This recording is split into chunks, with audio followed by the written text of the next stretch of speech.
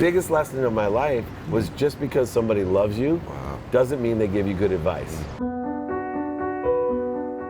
I see so many people, entrepreneurs, in relationships, they ask for advice for people that don't know anything. My mom's a second grade teacher.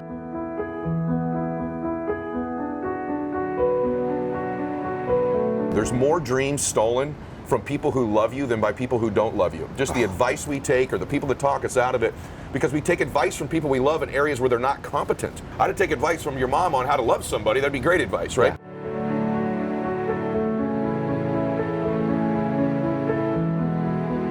My mom created this great, happy environment, but when I wasn't happy, it's because I'd catch her. I'm gonna choke up, but the car would break down. I see her crying, right? I said to myself, oh, if I could be rich, I could buy my mom a house, buy my mom a car, give her enough money so that she has all these options, then she would be happy. Welcome back to Max Out with Ed Mylett. To my left here is Dave Meltzer. Welcome, brother. I talk about brother, you are a brother from another mother. I can't believe the similarities. I hope it's interesting to other people. I know, we think it's interesting, but hopefully it's interesting for all of you. Dave's the CEO of Sports One Marketing. He's also one of the great philanthropists in the country, and he's an interesting man, and that's why this conversation today, I think, can alter your life too, because he's a sports agent, but he also does all these other things. He's been successful in the real estate space, in the technology space. He's now in sort of the life strategy and coaching space as well. But when I first started to read about you, I thought, I'm going to meet this sports agent guy. He's going to be intense. He's going to be kind of a grinder, you know. And I found out it was almost like I'm meeting the Wayne Dyer of sports agents. You know, I met this very zen, very energy-based guy like I am. And so we share a whole lot in common. So today's conversation, I think you're going to love, everybody. So let's start out a little bit about you, though. You end up doing really well right out of college, right? So out of law school. Out of law school. Yeah. So you went to Tulane Law School. Yes, sir. And you graduate there, and within 9 months, tell them what happens to you. Because I want you all to hear the ups and downs of real life business and real life from one of the most successful people in the country. So what happens out of law school? So out of law school, I have two choices for jobs, and it's a recession. Right. One was to be a real lawyer, oil and gas litigator, you know, big money. All I wanted to do was be rich, is why I went to law school. And then the second was to work in the internet. Okay. And I got offered a job to sell legal research online by West Publishing, big legal publisher. And so I go to my mom, because you'll appreciate this. I go to my mom, hey, what should I do, Mom? My big advisor, you know, I grew up with a single mom, 6 kids. Wow. And she, without blinking, is like, you need to be a real lawyer, because this internet thing is a fad. So she calls the internet a fad, and I always say, because I like to teach lessons, biggest lesson of my life was just because somebody loves you doesn't mean they give you good advice. Amen. And I see so many people, entrepreneurs, in relationships, they ask for advice for people that don't know anything. My mom's a second grade teacher. Right. What does she know about beautiful technology? soul, but not a technology expert. No, and if I would have followed, it would have, I think, slowed down, or you know, at least not allowed me to have the acceleration I had. So I took the technology job. Right. You know, single, money hungry, in a sales job in the internet. And I made a fortune 9 months into it. I had 3 goals when I went to law school. If I could only pay back my law loans, buy my mom a home, and buy my mom a car. So mom, even though she gave you the advice the other way, was the driving force behind most of the beginning of it. Oh, I choke up still. I got mommy issues. And I was so proud of myself, because I still had a little bit left over. Up. You do. Yeah. Oh, you'll see. Yeah. But I bought myself a big screen TV.